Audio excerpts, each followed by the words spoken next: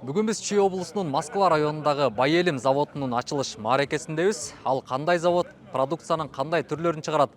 Дегеле Қырғызстандың айыл чарбасында қошкон салымы жана бере турган пайдасы канчалык? Алдыдағы мүнөттөрдө заводтун жетекчиси жана анда иштеген кызматкерлер менен маектешкенче айтып беребиз.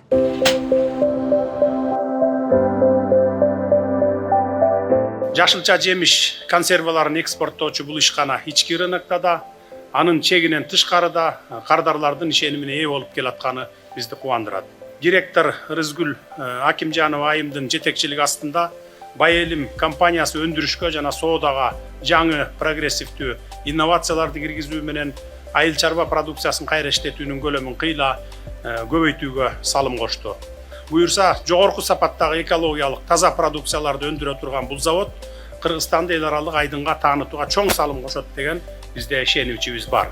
Байелим компаниясы 22 жылдан бери рынокто өндүрүшчү, импорт, экспорт жана соода саттык компаниясы катары белгилүү.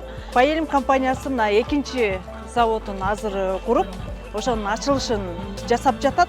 Завод өзү негизи 2000 ISO 22000 жана ISO 9001 эл аралык стандарттарына улай курулган.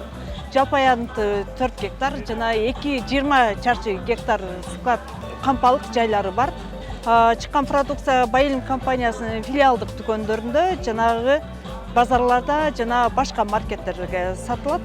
Өзү негизи бул долбоорго жалпы инвестиция суммасы 410 миллион сом. Өндүрүштүк кубаттуулугу ушул суткасына 500дөн 700 тоннага чейин жер жемишти иштетет. Экономикага жана өнүгүү болгон салымын айта турган болсок, туруктуу 700дөн 200 жумушчу орунга түзүлдү. Сезон балында бул жумушчу орун 1500 адамга чейин жетет. Бул жерде помидор, алма, анан груша 3 эме ушул линиядан өтөт. Анан ар жакта да бир линия бар. Ал линияда жана перец, сууга акпай турган, тоголонбой турган фрукт, мөмө жемиштер бардыгы ошо наркы линиядан кетет. Бул жерден приемка деп коебуз. Приемка анан жуулат, гидротранспортер менен жуулуп барып, душ менен жуулуп, анан инспекция деп коебуз. Инспекцияда жана чиригендери, бардык жана несоответствующийлер бардыгы алынып, анан майдаланып, протирать этилип, жана уругу менен кабыгы бөлүнүп, анан бышырылат. Продукциянын 70% экспортко чыгат, 30% ички рынокко түшөт. Буюрса, эмдиги жылы, андан кийинки ошо 3 жылдын ичинде Кыргызстандын бардык регионунда ушундай өндүрүш заводдорун куралы деген стратегиялык пландарыбыз бар.